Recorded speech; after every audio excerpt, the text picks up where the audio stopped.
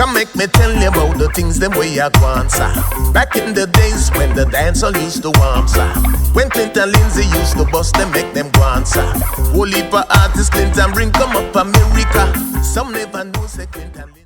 Hi, welcome back to Now You Know with Clinton Lindsay. I want to thank you all for your subscriptions, for your comments, and for spreading the word. Thank you very much. Well appreciated. This episode, I'm going to take you back to April of 1985. Now, in April of 1985, I got a call from Lister Lowenlow, who at the time was president of promotion at Island Records. Lister is someone I knew for many years. When I first came to America, he had a dance show just like Soul Train that he called Roots. And I was one of the dancers. Can you believe I was 17 and I was one of the dancers? And the first Jamaican video show, Roots, produced by Lister Lowenlow. So he called me in April of 1985 and he said he would like me to do him a favor. And I said, come on, Lister, I know you for years. If I can do you a favor, why not? So what is the favor? He said that Island Records just got Michael Rose's copy of the first Reggae Grammy Award. I'm like, what? He said, yeah, he would like for me to take it to Jamaica on my next trip and present it to Michael. But I said, so didn't he get it then? He said, no, Michael is no longer part of Black Uhuru. Black Uhuru won the first Reggae Grammy in 1985. The presentation took place in February in California. When they made the presentations on TV, what the winners actually got is a generic trophy saying, on stage, Song of the Year goes to so and so. Then they take those generic award and they send them out to get the inscription on them saying, put in the person's name and categories and so on it. When they did it in February, by April, Island Records, got the actual awards.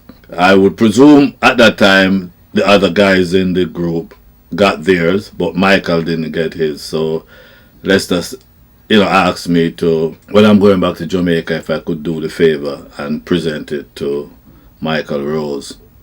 Alright, so April was my next trip. So I called him, told him that I'm going down, and I went down to Island Records and I picked up the Grammy Award and on my way to Jamaica. At the time, I really didn't see the significance of this, but I started picking up a vibe. As soon as I got to John F. Kennedy Airport, some of the sky caps that worked there was like, is that the Grammy? What's that? A Grammy? And I was explaining to them that this was the first Reggae Grammy.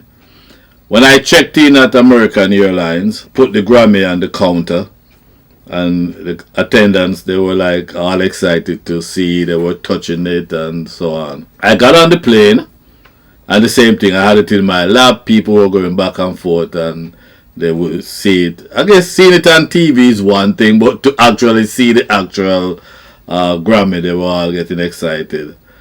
When I landed at the airport in Kingston, and I was in the baggage claim section, everybody was like, hey, the Grammy, this is the first. And I was telling them exactly, because everybody was excited and wanted to touch it. And when I got to the custom, the same thing, they were all excited to see the first Reggae Grammy Award.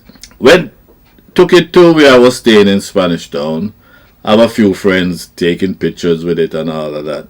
Then the next day I went to Sonic Sound, and Mr. Neville Lee, we had a relationship. When I usually go to Jamaica, he would give me whatever promotional records. And when I need certain artists, I'll go to Mr. Lee. So I went to Mr. Lee and I told him that I have the first Reggae Grammy Award. I got it from Island Records, and they wanted me to present it to to Michael Rose. And I was asking Mr. Lee if he could find Michael Rose, let me know so I could give it to him and fulfill the promise I made. Then Mr. Lee said to me, Clinton, you mean you have the first Reggae Grammy Award? I said, yeah. Island Records, they gave it to me and asked me to present. I just want to come to Jamaica and just present it to Michael just like that. I said, yeah, I mean, that's the promise I made. He said, no, man, you can't do that. This is historic. This is the first Reggae Grammy Award. You can't just come to Jamaica and give him like that. I said, Mr. Lee, what are you talking about? He said, no, man, you gotta bring the media in and make a big media event out of it. I said, okay, alright, I ain't gonna argue with that. I mean, if you can arrange it, Mr. Lee, do it and I'll tell me when, and I will come and present the Grammy to Michael Rose. So he said, okay, leave it up to him. He will take care of it. When I checked with him, he said it's gonna be, I think it was on Thursday. It was on the Thursday, and gave me the time like 3 o'clock. Then he told me he got Bagger Brown was gonna be the MC. He got journalists from the Gleaner, from the Star, and he got people from JBC TV to come down and cover this presentation. And I'm like, wow. And as you can see behind me, the pictures tell the story. It became a big media event. And as a matter of fact, I did see a clip or two on JBC TV during the news, the entertainment part of the news. And that was one of the milestones in my career, to present the first Reggae Grammy Award to Michael Rose. It was my pleasure. History in the making. That's the way it was. I know, now you know. So again, thanks for your comments, thanks for your subscription, and keep spreading the word. Until next time, you take care. And Lindsay a promoter, bring up the biggest set of artists from Jamaica, like Super Cat and Mr. Early be the doctor. Only for artists, no for them me can't remember. Who can remember when them used to keep Jamaica?